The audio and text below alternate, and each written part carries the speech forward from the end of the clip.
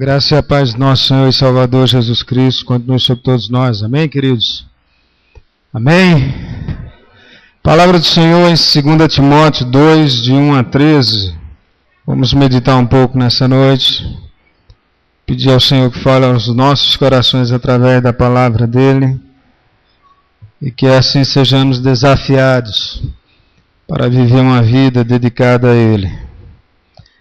2 Timóteo 2, de 1 a 13. Vamos ler de forma responsiva. Vou ler os ímpares e os amados os pares. Tu, pois, filho meu, fortifica-te na graça que está em Cristo Jesus.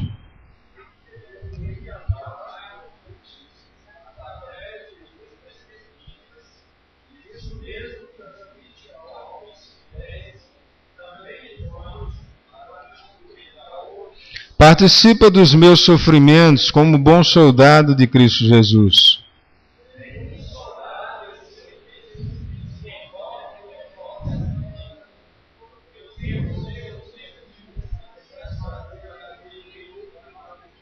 Igualmente, o atleta não é coroado se não lutar segundo as normas.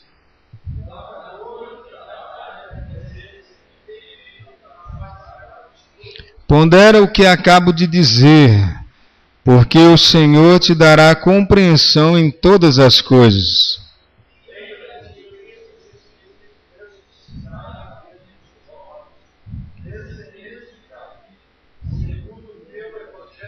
Pelo qual estou sofrendo até algemas, como malfeitor. Contudo, a palavra de Deus não está algemada.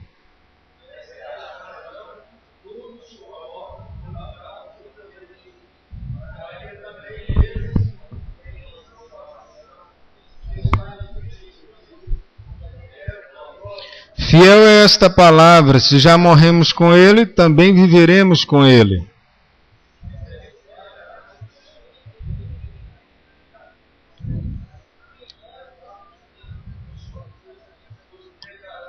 Se somos infiéis, Ele permanece fiel, pois de maneira nenhuma pode negar-se a si mesmo. Se coloque diante de Deus mais uma vez.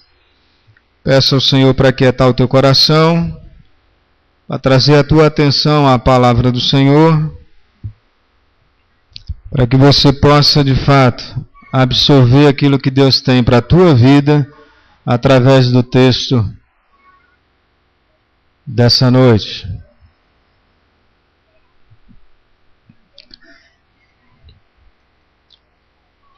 Senhor, nós te louvamos, nós glorificamos o teu nome.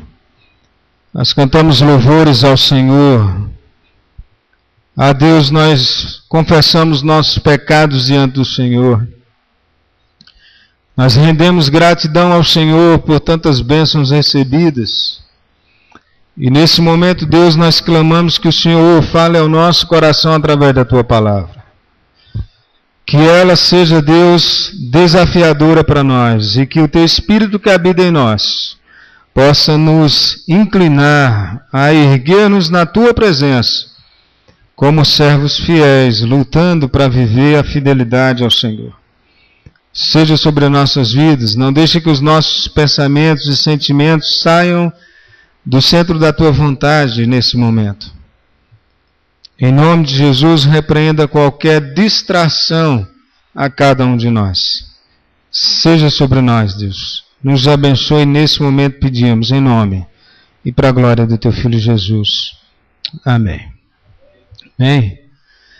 Desafios para uma vida dedicada a Deus. Desafios para uma vida dedicada a Deus. Há um tempo atrás, uma semana e pouco atrás, nós estávamos numa reunião de um grupo de discipulados, de alguns homens aqui da igreja, e nós estávamos conversando sobre o ato da vida com Deus, do que é a vida com Deus. E em uma dessas lições, e na lição que estávamos estudando, tinha um desafio de fazer um histórico da sua vida para contar para alguém em 60 segundos. Muito difícil. Você usar 60 segundos para você contar sobre a graça de Deus na tua vida para outra pessoa. Então 60 segundos era para ser separado entre uma parte do que você era antes de Cristo, a outra parte como Deus te alcançou, e a outra parte como de fato você tem vivido para Deus. Se fôssemos olhar numa lógica, seria 20 segundos para cada coisa. E eu estava tentando fazer o meu histórico de vida nesse sentido para comunicar o Evangelho a alguém falando da minha vida em 60 segundos. E eu falei, Jesus, é muito difícil. Porque 20 segundos para contar tudo que a gente era de ruim é muito pouco. 20 segundos a mais para contar sobre como Deus nos alcançou também é muito pouco.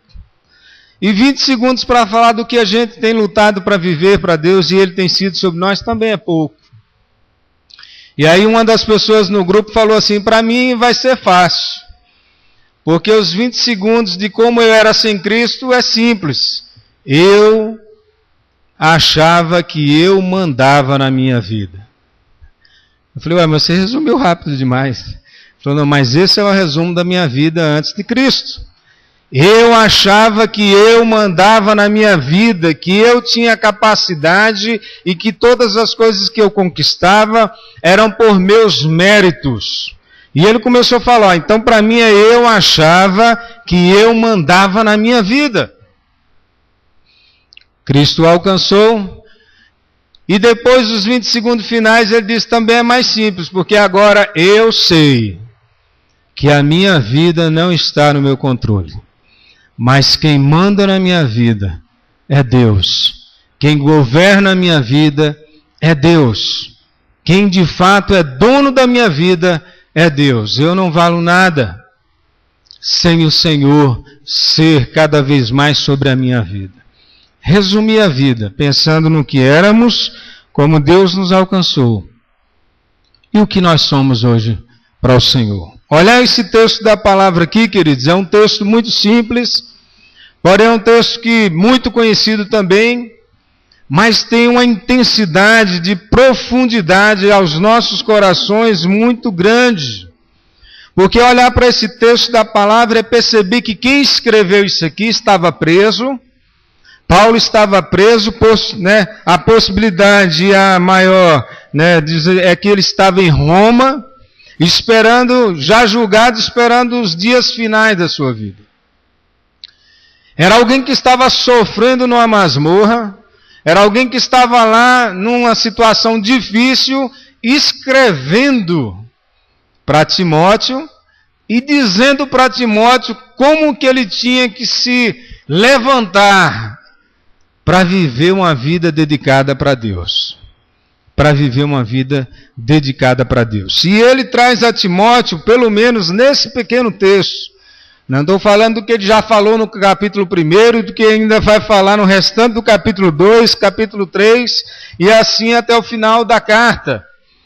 Mas nesse pequeno trecho aqui ele traz pelo menos 4 questões à vida de Timóteo que ele tem que estar muito atento a como viver uma vida dedicada para Deus.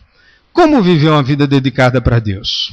Há pouco a irmã Estela, que estava ministrando louvor, ela disse, o que você tem feito por Cristo?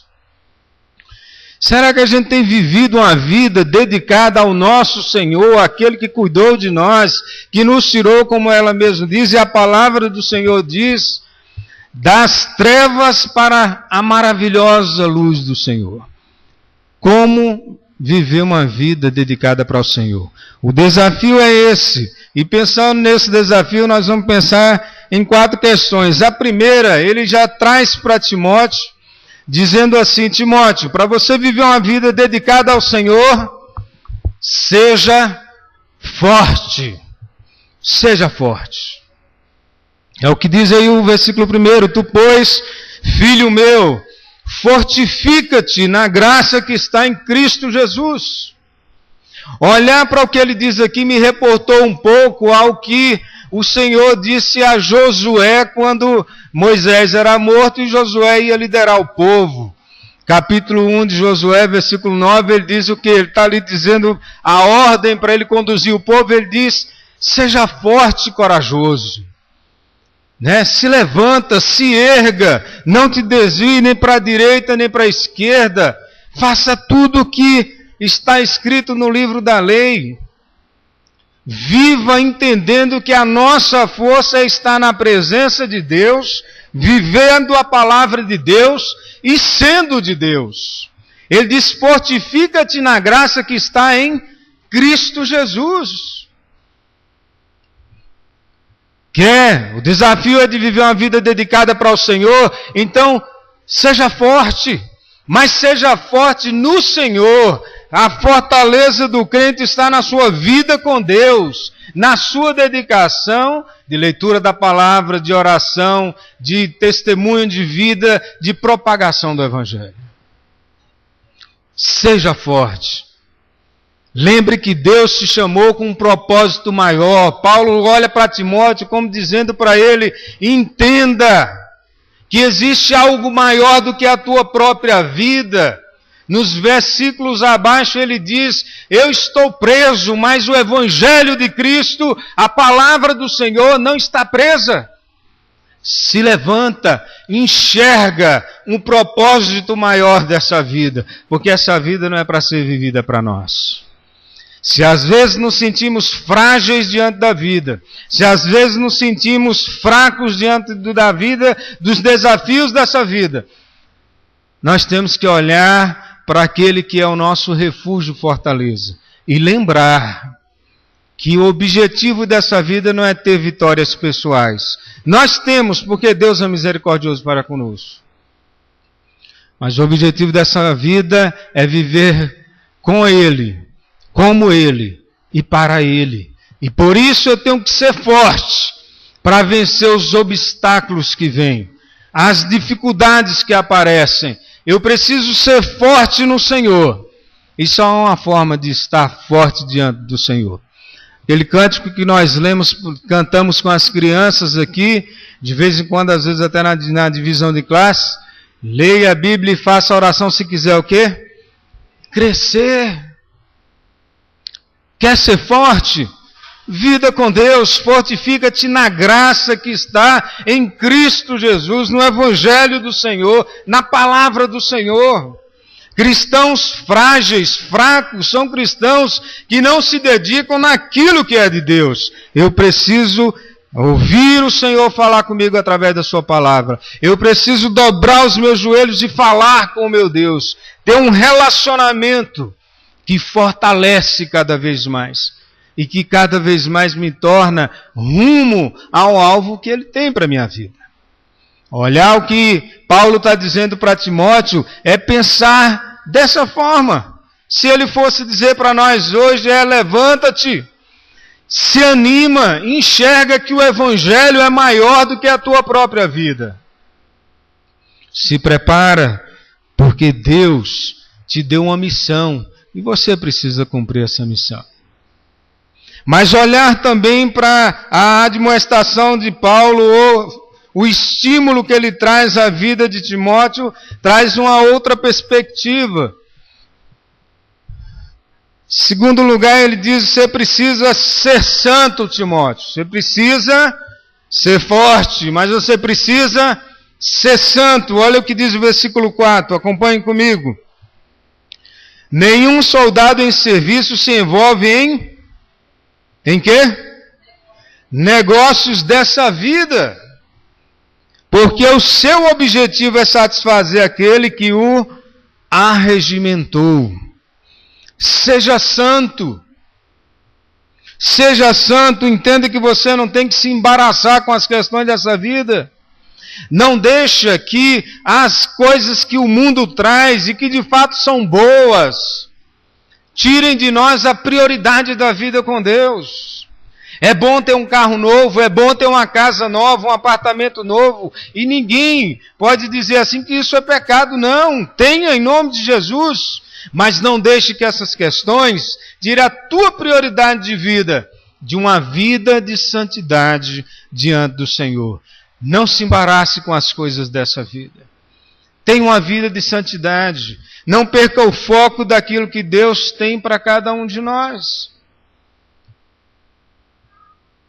Quer uma vida dedicada ao Senhor, então seja forte, mas seja santo.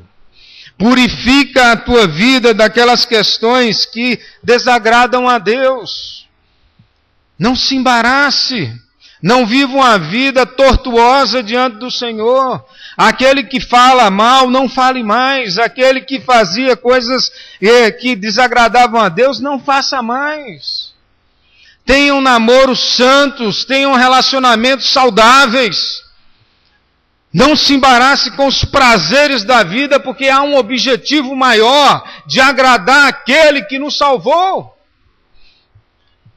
Nós precisamos parar diante do Senhor, confessar os nossos pecados, as nossas faltas e mudar de vida. Aquele que confessa e deixa. Aquele que confessa e deixa. E Paulo está dizendo isso para Timóteo. Se levanta, tenha ânimo. E não se embarace com as questões dessa vida. Você tem um objetivo maior. Você tem que agradar alguém que é muito mais do que a você mesmo. Você precisa agradar a Deus. Você precisa agradar a Deus. Viver uma vida inteira e chegar ao final dela e simplesmente dizer: eu conquistei isso, eu conquistei aquilo outro, mas eu não agradei ao Senhor, eu não vivi de forma digna do Evangelho. O que é que eu fiz nessa vida? O que é que eu fiz nessa vida? Me embaracei. Deixei que as coisas que o mundo trazia e que são bonitas atrapalhassem a minha vida com Deus. Deixei que os prazeres que a vida proporciona me afastassem do nosso Deus. Hoje pela manhã, o reverendo Silas pregando, ele disse sobre a bênção do Senhor, quando Ele nos dá, bens materiais, uma chácara da bênção. Mas a maldição que é quando a chácara da bênção tira a nossa prioridade de estar na casa do Senhor. Seja forte, seja santo, seja puro diante do Senhor. Conserte os teus erros diante do Senhor.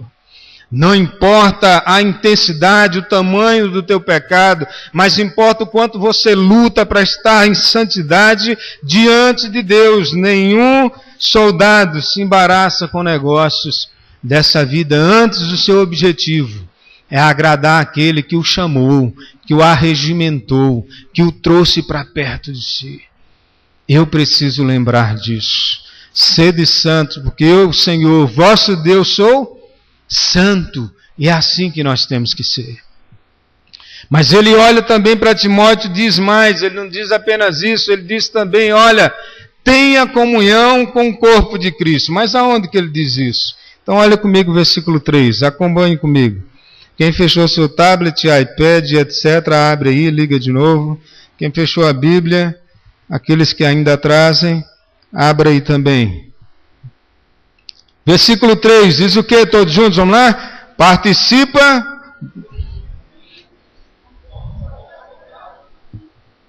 Mas o que é que Paulo estava dizendo para Timóteo? Ele estava preso lá, talvez em Roma, e Timóteo está lá e ele diz, olha, participa dos meus sofrimentos.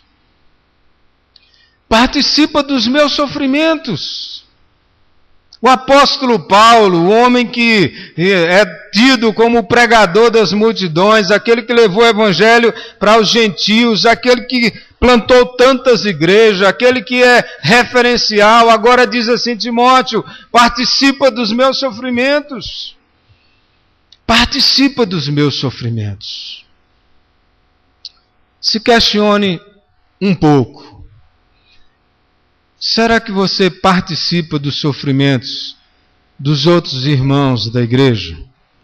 Será que você participa dos sofrimentos das pessoas da tua família? Será que você tem comunhão? Será que você desprende o teu coração para olhar para o outro? Para pensar no quanto o outro tem sofrido? É óbvio que o Paulo está dizendo que ele sofreu pelo Evangelho, que ele simplesmente viveu muita coisa pelo Evangelho, e que agora estava preso em algemas por conta do Evangelho, e Timóteo, enxergando isso, tinha que também participar, vivendo como ele viveu. Mas aqui ele também deixa um ato de falar assim, olha para mim também, filho meu. Ele começa o texto dizendo, tu, pois, filho meu. E às vezes, querido, nosso coração, querendo viver uma vida dedicada ao Senhor, e nós não conseguimos nem fazer uma visita ao irmão que está padecendo. Nós temos tempo para tantas coisas, e nós não compadecemos uns dos outros. E hoje é dia de ceia, e nós vamos participar da comunhão, mas no nosso dia a dia, durante o mês inteiro, o quanto nós temos nos preocupado uns com os outros? O quanto nós temos participado das dificuldades uns dos outros? A comunhão que é tão importante. O entendimento de que todos nós andamos rumo ao Senhor e o objetivo maior é que todos nós venhamos agradar a Deus. E quando um está necessitado, o outro tem que ir lá e abraçar e dizer: vamos andar juntos. Vamos viver com o Senhor juntos. Porque nós todos temos a mesma missão. Porque nós todos vivemos e sofremos pela mesma missão, pelo mesmo Senhor, para levar o mesmo Evangelho às pessoas que nos rodeiam. E isso tem que nos unir. Isso precisa nos unir. Isso precisa nos unir.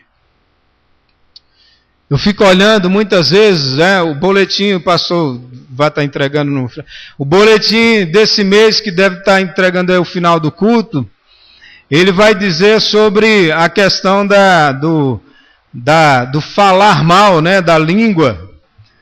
E aí às vezes a gente fica pensando tanto que nós temos comunhão uns com os outros, a gente fica esperando um deslizar para a gente falar mal dele. Nossa, você viu, presbítero Jean? Rapaz, como que pode? Ao invés de ir lá no presbítero Jean e falar: ô meu irmão, faz isso não. Vamos mudar de vida, estou aqui para te ajudar. O que é que você precisa? Foi muito feio aquilo que você fez. Se levanta diante de Deus. Vamos ser bênção para o Senhor. Ah, você viu o casal fulano, você viu o casal de namorado? Você viu que coisa que eles estão vivendo? Ah, eu vi eles, eu vi um jovem lá na boate. Mas viu na boate como, né? Tá, mas eu vi lá numa boate, vi nisso, vi naquilo. Você viu? Você viu, meu irmão? Precisa chamar a atenção, queridos. Vai até ele. Fala: meu querido, estou orando por você, quero orar por tua vida. Vamos viver para Deus. Eu vi que você estava num lugar que não agrada ao Senhor. Você está precisando de algo onde nós podemos andar juntos e ser bênção. Comunhão não é só abraçar. Comunhão não é só terminar o culto, como o pastor diz, de 30 abraços no mínimo, e já estamos em comunhão uns com os outros. Comunhão não é troca de sorrisos. Comunhão não é simplesmente participar junto da mesa. Mas comunhão é um relacionamento de vida, de disposição de se envolver para o bem do outro, desejando estar com o outro, participando dos sofrimentos uns dos outros, porque todos nós desagradamos ao Senhor. E nenhum de nós tem uma vida tão boa diante de Deus que possa ser melhor do que qualquer um outro. O apóstolo Paulo vira para Timóteo e é como dissesse para ele: seja forte, se fortaleça, seja santo e puro e participa da comunhão, se envolva. Se envolva. É a igreja de Cristo, para de ficar no seu canto e vai pastorear os outros. Vai ser bênção nas outras vidas.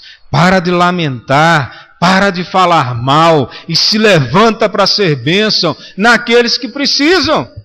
Porque é assim que Deus se levanta para abençoar a nós todos uns aos outros. E por último, ele traz dizendo o desafio também para ele, falando: olha, seja frutífero, seja santo, seja forte, seja santo, se envolva na comunhão, seja frutífero, seja frutífero. Versículo 2.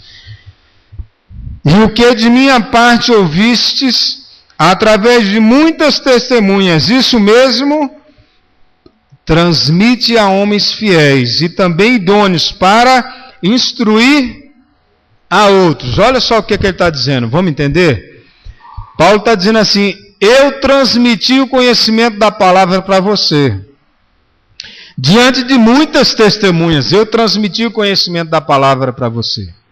Agora você se preocupa em transmitir esse conhecimento para outras pessoas. E que essas outras pessoas tenham o mesmo sentimento e a mesma influência de transmitir para outros mais. Ele está dizendo para Timóteo: evangelize. Evangelize. Fale do Senhor. Fale do Senhor o tempo inteiro. Discipule. Gaste tempo. Gaste tempo. Não é simplesmente falar do Evangelho para que a pessoa venha para a igreja e você larga ele aí. Não. Gaste tempo com eles. Gaste tempo com essas pessoas. Ensina a palavra do Senhor para elas. Seja com elas na classe de catecúmeno, seja com ela no grupo de céu, seja com ela num grupo de discipulados, seja com um novo convertido. Ensine ele a viver para Deus e desafie ele a também pregar o Evangelho. E desafie ele também a pregar o Evangelho. Olha só que maravilha que Paulo está trazendo à vida de Timóteo. Ele está dizendo: olha, seja aquele que fala do Evangelho para as pessoas, que gasta tempo para que elas entendam e vivam o Evangelho de Cristo, e desafie elas a falar do amor de Deus também para outros mais. Hora nenhuma cesse de falar do Evangelho de Cristo. Fale do Senhor em tempo e fora de tempo. Aí uma pergunta para nossas vidas, queridos. Alguém falou do Evangelho para nós? Alguém falou do Evangelho para nós? Alguém falou do Evangelho para nós? Não tem como você estar aqui nessa igreja sem ter ouvido o Evangelho a primeira vez. Você ouviu o Evangelho, ainda que tenha sido seu pai e sua mãe, mas você ouviu o Evangelho. Na escola dominical, mas você ouviu o Evangelho de Cristo. Você tem vivido e entendido a palavra do Senhor em muitos anos de vida nessa igreja. Mas você tem dado sequência àquilo que a palavra de Deus requer de nós. Você tem também falado desse Evangelho que te alcançou para outras pessoas. Você tem alvos de evangelismo. Você tem pessoas que são foco na tua vida para falar do Evangelho de Deus. Você sabe que você tem que gastar tempo com essas pessoas e desafiar elas a serem de Deus de tal forma, ao ponto também de falar do Evangelho de Cristo para outras pessoas. Se não fizemos isso, se não fazemos isso, nós estamos desobedecendo a ordem do Senhor. Ide e fazei discípulos. E fazer discípulos não é um programa. E fazer discípulos não é uma metodologia. É uma ordem do Senhor e nós temos que fazer como Ele disse que tem que ser. E Paulo está aqui desafiando Timóteo dessa forma. Aquilo que você ouviu de mim, transmite para outras pessoas, para que elas transmitam para outros. E assim o tempo todo pessoas falem do Evangelho de Cristo. Pessoas que andam cabisbaixas o tempo todo, olhando para as suas dificuldades nessa vida e que perderam a esperança e o ânimo de falar do Evangelho de Deus. Pessoas que se embaraçaram tanto com as coisas dessa vida e que agora já não sabem mais evangelizar. Falar do Evangelho de Cristo.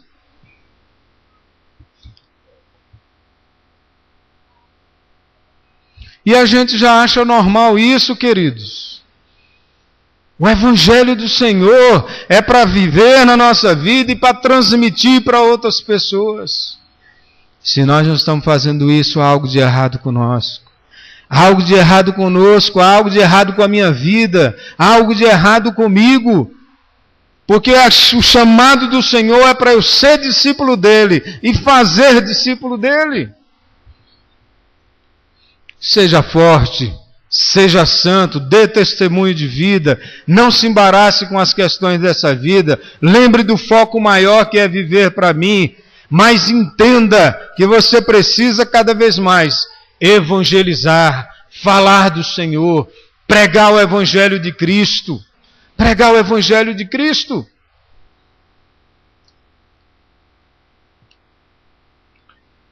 As igrejas têm ficado vazias, porque a igreja contemporânea, essa nova igreja está cheia de pessoas, de jovens e adolescentes, até adultos, que perderam o ânimo de falar de Deus, o foco de falar de Deus, que vivem agora nos seus projetos pessoais, e não tem nada de errado nisso. Errado é quando isso tira a prioridade de viver para Deus, e de ser de Deus, e de amar a Deus acima de todas as coisas. Pessoas que gastam tempo para estarem melhor no seu serviço, que gastam tempo lendo, se dedicando para um melhor concurso. Não tem nada de errado nisso. Mas quando isso tira a tua prioridade de vida com Deus, há algo de errado com a tua vida. Você precisa ser frutífero. E ser frutífero é diante do Senhor. Quando ele diz sobre a árvore e os ramos, João 15, ele diz o quê? Aquele que não dá fruto, corta. Porque no reino do Senhor, na videira do Senhor, ramos que são podados cada vez mais, para frutificar. Aquele que não dá fruto, corta e lança no fogo. Nossa vida precisa ser uma vida, queridos, cheia daquilo que é de Deus. O restante dos versículos, ele vem falando sobre o lavrador que trabalha, ele vem falar sobre o bom soldado que luta segundo as normas do Evangelho, ou as normas para se vencer. E aí ele começa a lembrar e dizer, olha, se morremos com Cristo, com Ele também nós reinaremos, ou teremos vida. Se sofremos tudo com Cristo, nós vamos ter retribuição. A vida eterna em Cristo Jesus. Se passarmos pelas dificuldades, mas passarmos com o Senhor, Ele continua sendo sobre nós. Mas desde o versículo 5 em diante, há uma negativa. No versículo 12, se perseveramos, também com Ele reinaremos. Se o negamos, Ele por sua vez nos negará. Será que muitas vezes, queridos, sem perceber, nós nos temos negado ao Senhor diante das pessoas desse mundo? Quer viver uma vida dedicada ao Senhor? Volte ao primeiro amor. Lembra de onde você caiu. Seja forte, seja santo, busque uma vida de santidade. Se envolva, tenha mais vida de comunhão. Se dedique mais naquilo que é do Senhor. Seja frutífero. Pessoas que já não dão mais fruto. Pessoas que não falam mais de Deus. Pessoas que sentam e na primeira oportunidade sabem falar da vida do outro. Sabem falar de futebol. Sabem falar das coisas ruins que eles enxergam. Mas não sabem falar de Deus. Não sabem mais trazer uma palavra de esperança. Não entendem que a missão do Senhor é servir. É viver, é evangelizar, é discipular. É gastar tempo diante do Senhor. Está ficando tão difícil que até os pais já não sabem mais como evangelizar seus filhos e como educá-los na presença do Senhor. Paulo volta para Timóteo e diz assim: você quer uma vida dedicada a Deus? Você quer de fato cuidar, pastorear, que era o caso dele, o rebanho? Você quer viver como um servo do Senhor, digno do Evangelho? Então seja forte, seja santo, seja envolvido. Seja frutífero. Seja frutífero. Eu não sei como está a tua vida. Não sei quantos você tem, como você tem passado, para quantas pessoas você tem falado do Evangelho. Eu não sei se você tem gasto tempo para viver uma vida dedicada a Deus. E não vou julgar. Posso dizer da minha que eu preciso melhorar cada dia. Mas talvez seja o momento de você pensar um pouco mais, queridos, sobre o que você tem feito para viver a missão do Senhor. Santa Ceia, nós vamos participar nesse instante, lembrando do que o Senhor fez por nós. talvez até derramando algumas lágrimas, lembrando da graça do Senhor e da misericórdia. Mas quando sairmos naquela porta, nós temos que fazer valer tudo isso que Ele fez por nós. Nós temos que viver uma vida que de fato dignifica o Evangelho de Cristo. A ação, um ato de Cristo naquela cruz. Eu preciso viver uma vida dedicada ao Senhor. Eu preciso lutar segundo o que a palavra de Deus diz que tem que ser. Eu preciso priorizar a minha vida com Deus. Eu preciso ter uma vida dedicada ao Senhor de fato e de verdade. Que Deus tenha misericórdia de nós.